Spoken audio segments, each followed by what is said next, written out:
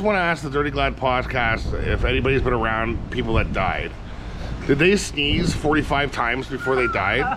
Because last night Corey drank 70 to 80 beers, and then he came home and passed out and sneezed.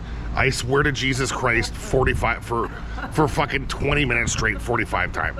I googled death sneeze. Corey, do you remember sneezing? No. No, you don't remember that? He's like, big, achoo, achoo, achoo, achoo.